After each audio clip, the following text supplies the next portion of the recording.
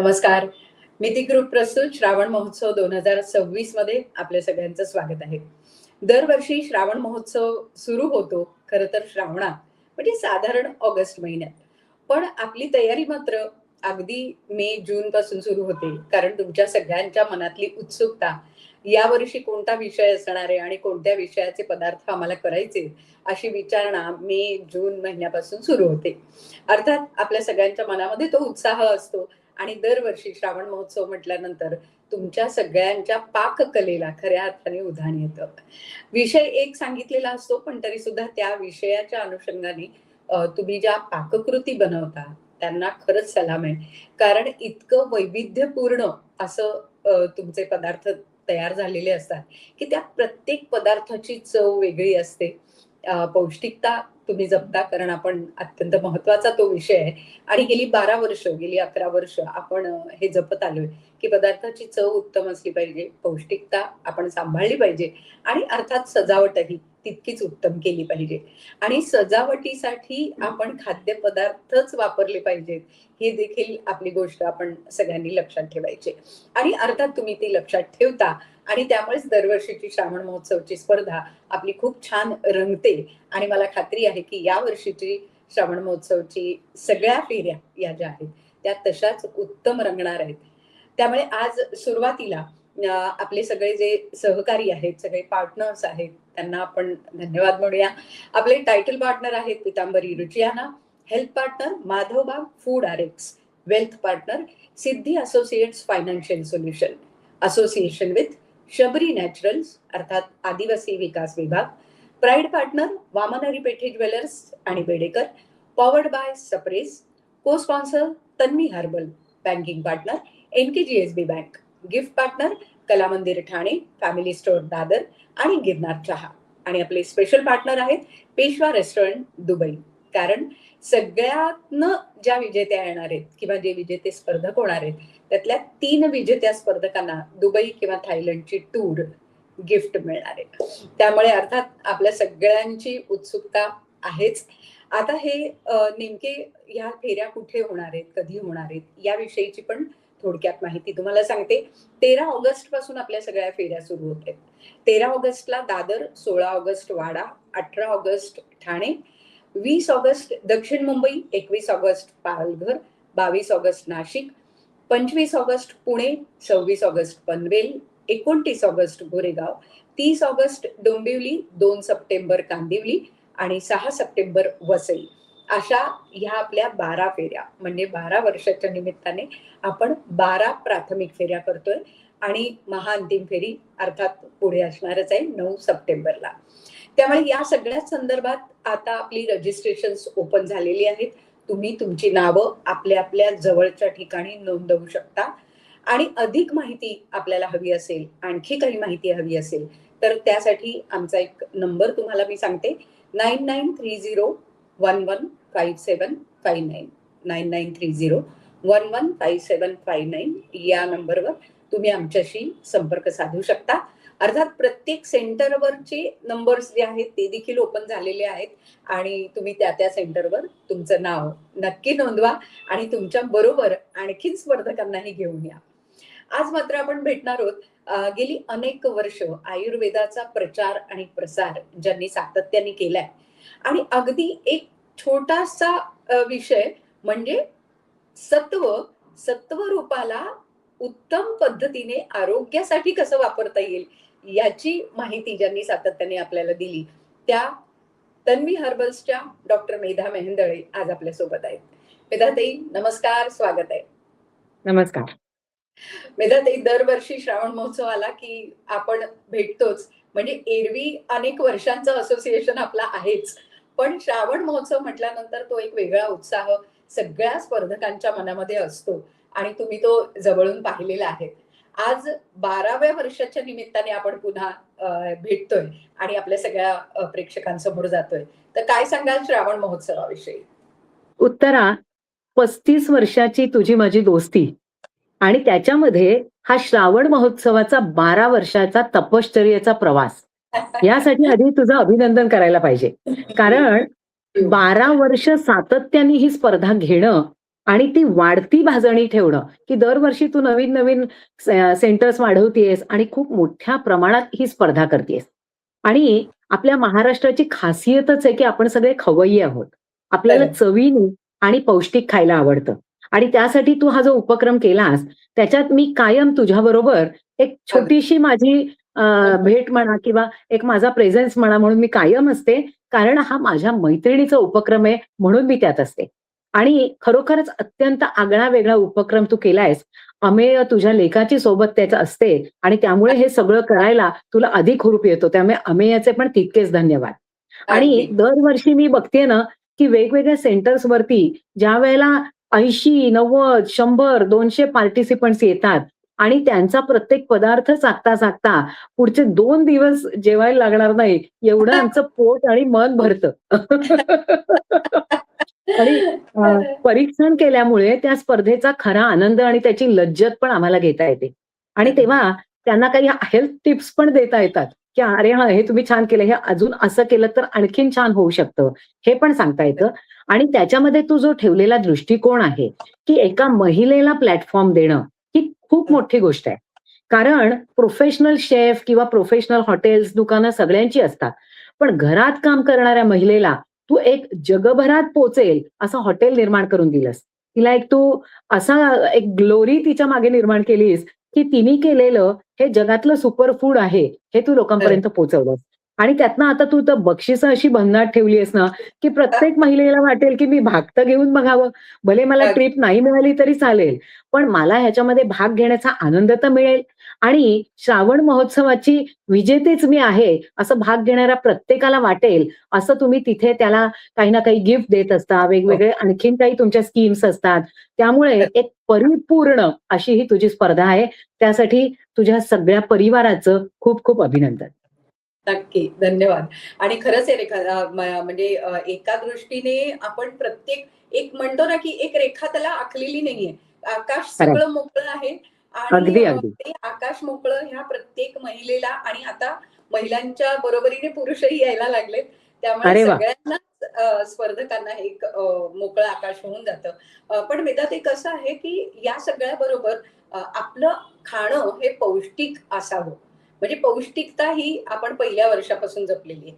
आणि तुम्ही तर आहारामध्ये कसा उत्तम आपली पौष्टिकता असली पाहिजे या निमित्ताने या पद्धतीने तुम्ही लोकांना नेहमी सांगताय.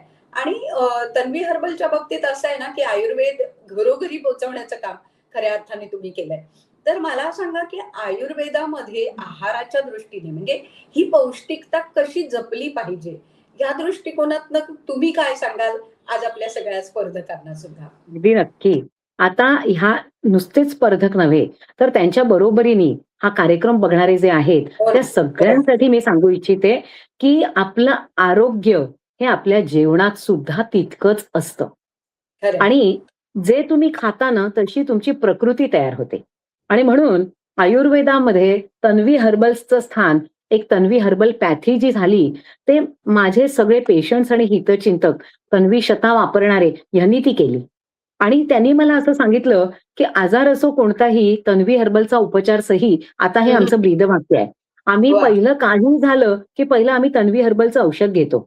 त्यानी आम्हाला खरंय. बरं वाटतं आणि रासायनिक औषध घ्यायची आम्हाला गरजच लागत नाही. हा 35 वर्षांचा त्यांचा अनुभव आहे.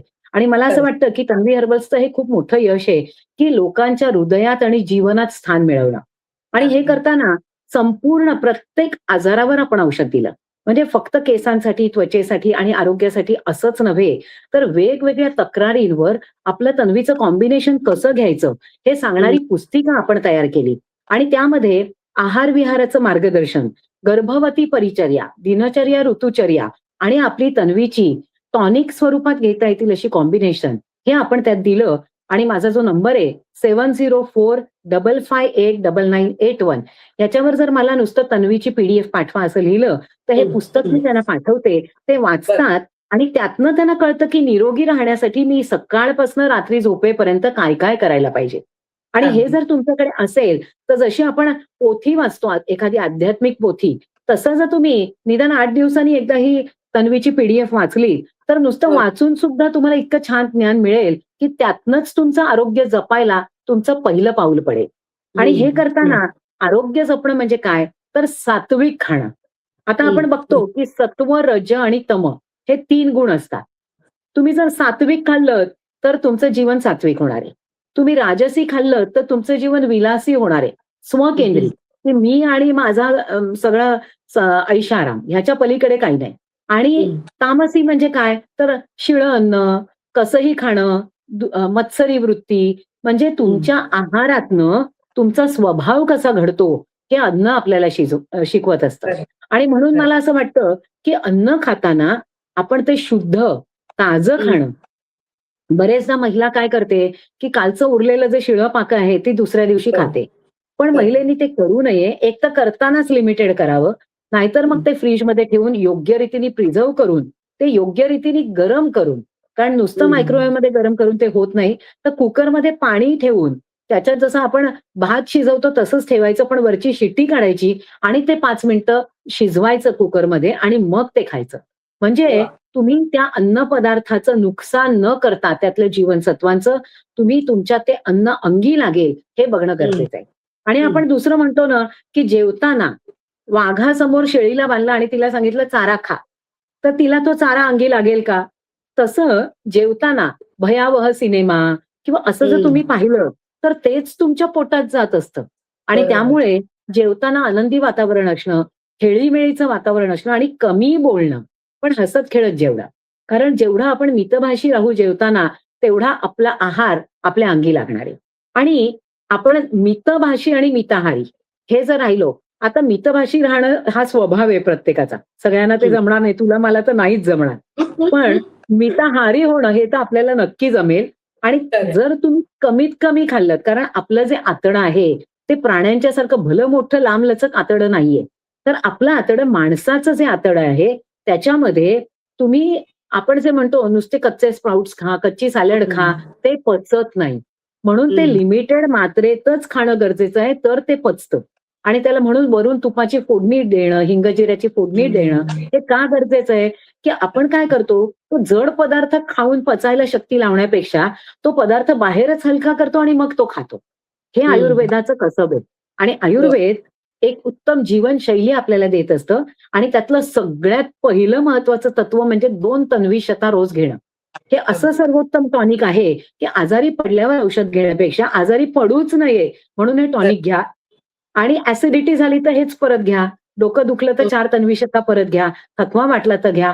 आणि तू आणि मी उत्तरा आपण इतके कार्यक्रम इतकी वर्ष केलेले आहेत, की मला तर वाटतं, की आता तन्वीशता आणि सगळ्या तन्वी औषधांच्या माहितीवर तू स्वतः सुद्धा कार्यक्रम करू अगदी. शकशील. म्हणजे मी खरंच. उद्या उठून अगदी सांगू शकेन. इतकं सुंदर खरं तर ती पॅथी तुम्ही खूप सुंदर बनवली. अगदी सुरुवातीला खरंय. मी म्हटलं तसं, की एक छोटीशी गोष्ट म्हणजे एक चिमूटभर तन्वी सत्व. आता हे खरंय. सत्व आणि त्या सत्वापासून त्याचा उपयोग होणं आपल्या आरोग्यासाठी. मुळात ही खरंय. कल्पना तुम्हाला कशी सुचली? आज पुन्हा एकदा मला असं वाटतं आपल्या सगळ्या प्रेक्षकांना पोहोचायला आवडतं. पाहिजे. अगदी, अगदी. खरंच आहे. तुला सांगते, की ज्यावेळेला मी ठरवलं, की आपण ही औषधं तयार करायची, त्यामागचं हं, सगळ्यात पहिलं कारण हे होतं, की त्यावेळेला मार्केटमध्ये वनौषधीनी गुण येतो, म्हणून खूप प्रचार केला जायचा. आणि हं, ज्यावेळेला मी ते पेशंट्स यायचे, तर मी बघायचे, की त्याच्यामध्ये वनौषधीची पावडर किंवा त्याचं काही कॉम्बिनेशन आणि हं. त्याबरोबर ॲलोपॅथीचं औषध दिलेलं असायचं.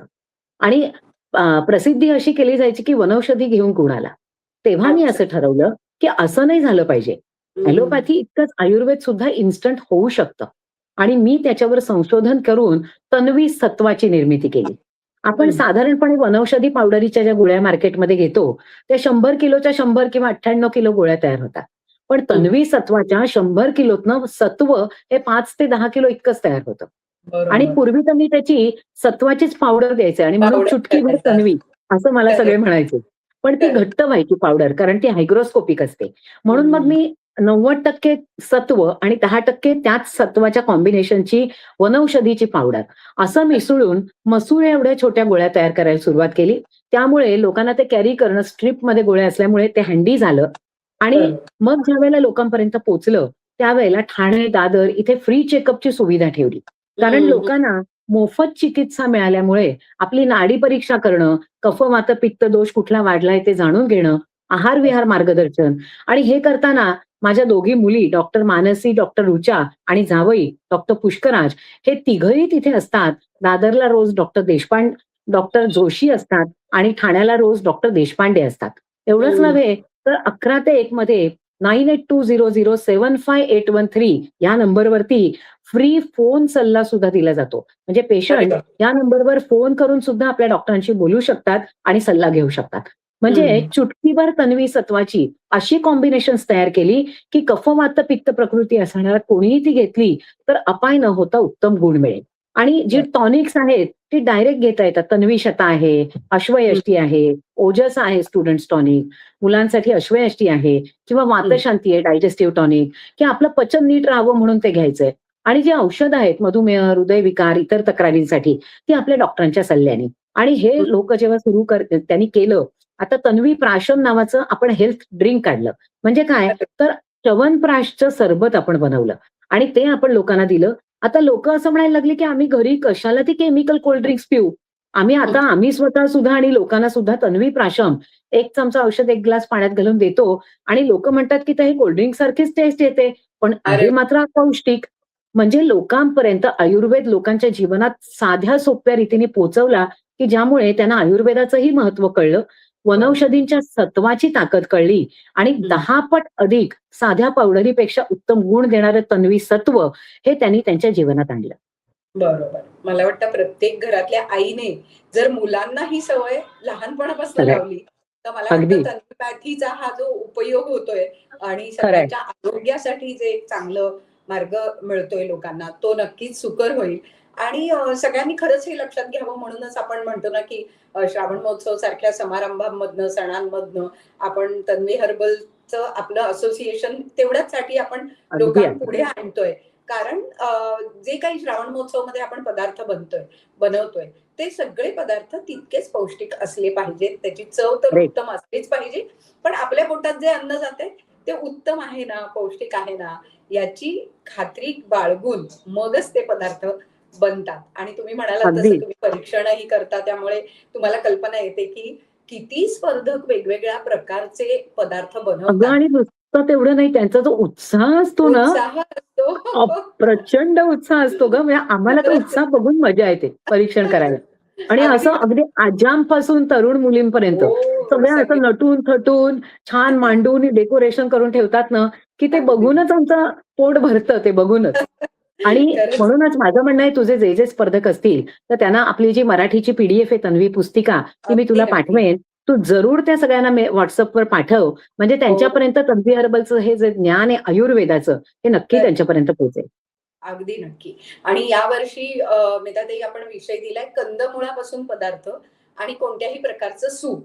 सो हे हां, दोन्ही त्याचं पुन्हा एकदा पौष्टिकतेशी जोडणारा असाच विषय आहे. बरोबर. त्यामुळे करेक्ट. सगळ्या स्पर्धकांनी ते लक्षात ठेवायचंय, की एक पदार्थ आपल्याला जो बनवायचा आहे, तो कंदमुळापासून बनवायचा आहे आणि एक सूप बनवायचंय, जे की कोणत्याही प्रकारचं सूप तुम्ही करू शकता. खरंय. त्याच्यासाठी काही विषय दिलेला नाही. तर अशा ह्या सगळ्या गोष्टी आहेत. मेधाताई, आज तुमची पुढची पिढी हा तुमचा वारसा जो आहे तो पुढे नेतीये आणि त्यामुळे खूप बरं वाटतं, की मानसी असेल, रुचा हो, असेल अगदी, अगदी. किंवा आणि मी दोन्ही तुला सांगू जावई का, असतील. की हो, मानसीनी आणि हो, रुचानी त्यांच्याकडे तन्वी पंचकर्म सुद्धा सुरू केलं. हो. आणि ते मला इतकं तेच सुंदर करतात, की करेक्ट. त्यांना असं वाटतं, की लोकं म्हणतात, की "अरे तुम्ही आधी का नाही आम्हाला ही सोय दिली?" आम्हाला प्रत्येकाला पंचकर्म करायचंय निरोगी राहण्यासाठी. आजारी अगदी पडल्यावर केलं, तर त्याला वेळ लागतो बरं व्हायला. पण बरोबर. निरोगी राहतानाच आपण जर ते केलं, म्हणजे अगदी शिरोधारा असेल, इतका सुंदर गुण येतो, की लोकं येऊन सांगतात, की आम्हाला झोप नाही लागायची शांत. आता शिरोधारा केल्यावर शांत कारण आपण तन्वीचं औषध वापरून ते करतो. आणि दुसरं महत्वाचं म्हणजे मानसीनी आज मंत्रशक्तीचा अभ्यास केला हो.